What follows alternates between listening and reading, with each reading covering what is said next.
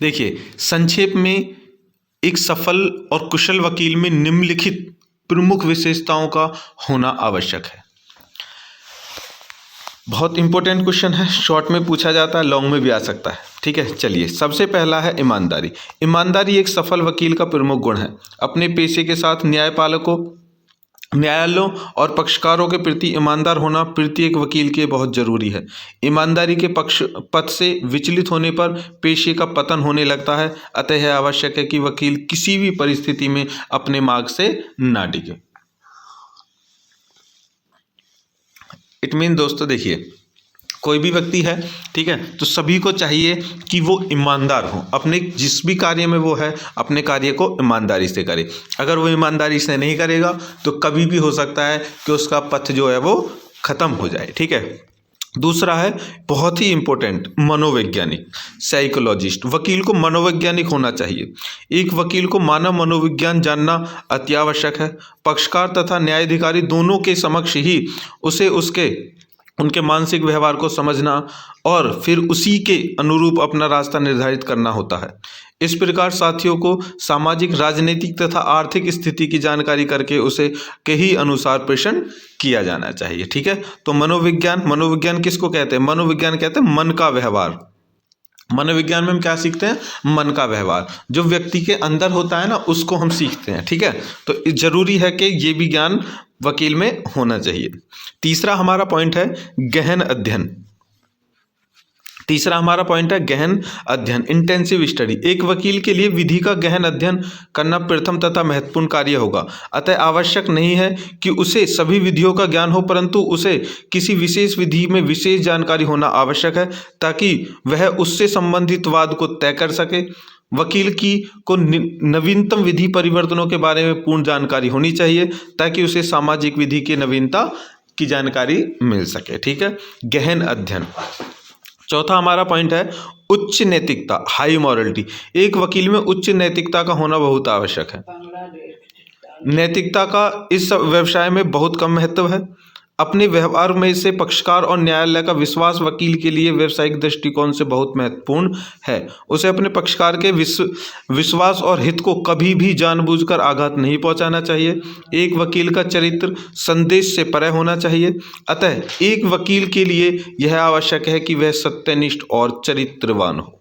ठीक है दोस्तों, उच्च नैतिकता। आगे हमारा पांचवा पॉइंट है कठोर परिश्रम, हार्ड लेबरियस। देखो, वकील को एक कठोर परिश्रमी भी होना चाहिए। किसी व्यवसाय, वाणिज्य या व्यापार में यह परिश्रमी ही है जो किसी व्यक्ति का भाग्य निर्माण करता है।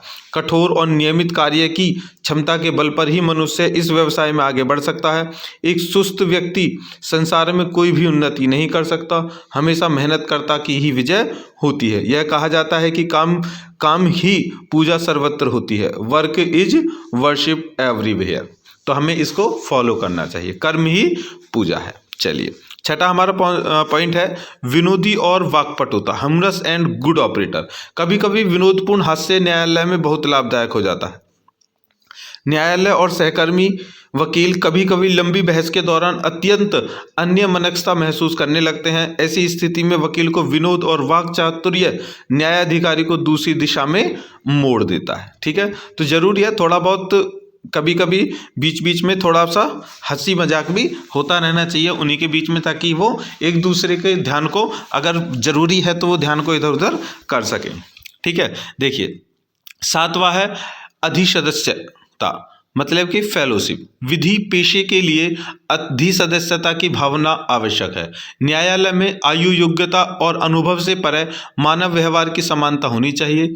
जब दो विपक्षियों के लिए वकील बहस करते हों, विचारों में विरोधाभास होना स्वाभाविक है, किंतु न्यायालय के बाहर इस पेशे में अधिसदस्यता और भाईचारा बनाए रखना वकील का पेशेगत कर्तव्य है। मतलब कि देखिए, कोर्ट के अंदर कितनी भी एक दूसरे में बहस हो जाए, ठीक है, लेकिन कोर्ट के बाहर आते ही उन्हें वहाँ पे बहस वहीं छोड़ देनी चाहिए और भाईचारा निभाना चाहिए। ऐसा नहीं है कि आज उस वकील से ही हो गया तो चलो भाई आज इसको देख लेंगे हम, ऐसा नहीं। ठीक है, चलिए, आठवां सरल और नम्र स्वभाव, सिंपल एंड पोलाइट नेचर।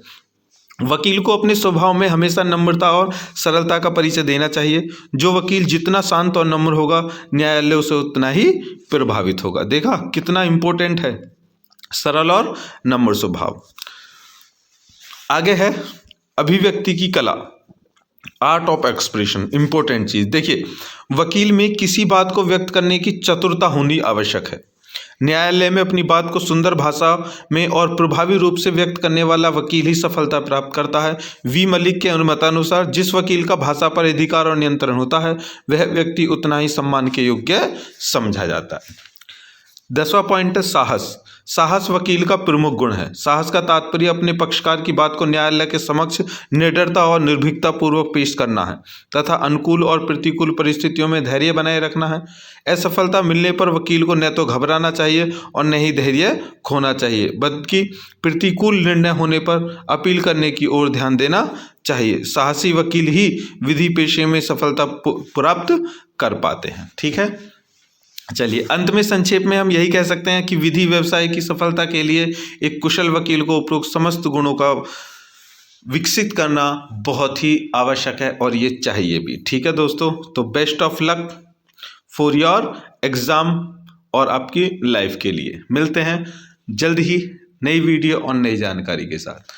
बिल्कुल हमें भूलें ना, चैनल को सब्सक्राइब कर लें, ठीक है, और बेल आइकन को भी प्रेस कर लें। पहली बार बोल रहा हूँ, ठीक है, बेल आइकन को प्रेस कर लें ताकि आगे आने वाली वीडियो का आइकन आपके पास पहुँच जाए। ठीक है, चलिए नमस्कार।